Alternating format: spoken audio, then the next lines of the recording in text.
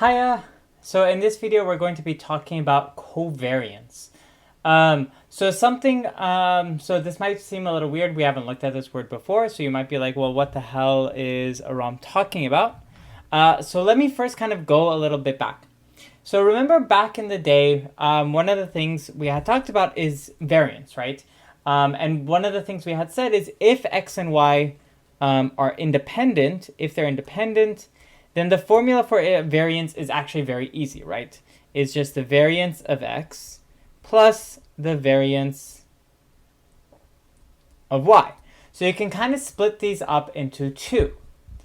But let's actually see where this comes down from. So if we actually take variance and break this down, well, what do we get? So if I look at variance of x plus y,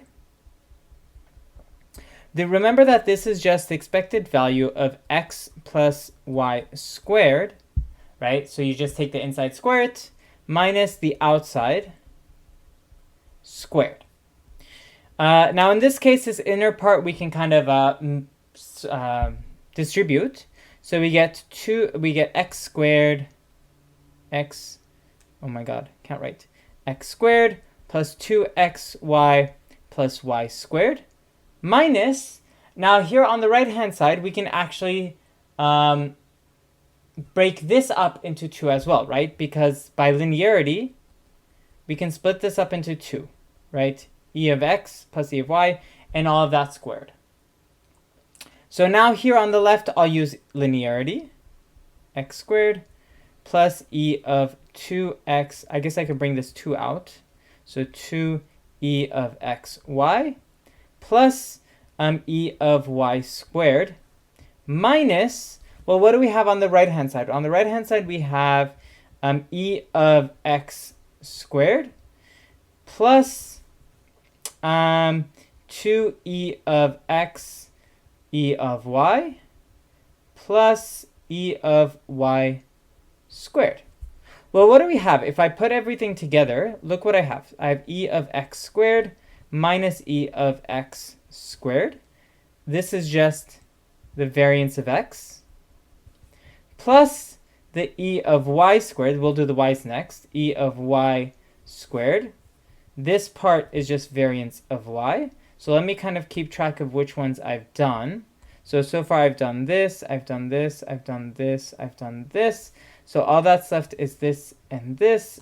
So I'm left with plus 2exy minus 2e of x e of y.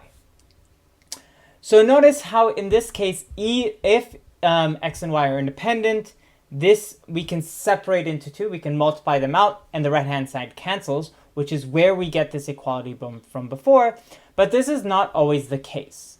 And so this right-hand component, this final component here, basically everything without the 2, the final component, which we're going to say is xy minus e of x, e of y, this is known as the covariance. The covariance. And this normally we denote by cov of x, y, to show that it's kind of looking at the two of them. Now, some cool things, if I take the covariance of x and x, so I just look at its function with itself,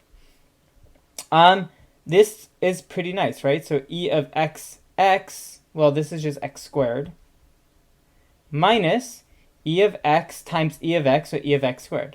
So the covariance of x is just the variance of x. So they're identical. Another thing we know is that if x and y are independent, then covariance is equal to 0, right? Because why is this the case? So e of xy minus e of x, e of y. Independence basically says that this, we can split e of xy into e of x times e of y. And then here, it should be easy to see that this is equal to 0. But note that the converse is not true. In other words, if covariance of xy is equal to 0, then we don't know if x and y are independent or not. And we'll actually see a case of this later on of when this is not necessarily the case. I think it's in one of the exercises, if I'm not mistaken. So we'll stop this video here. This is kind of a good spot. And then in the next video, we'll start talking about indicators to kind of separate that out. So I will see you then.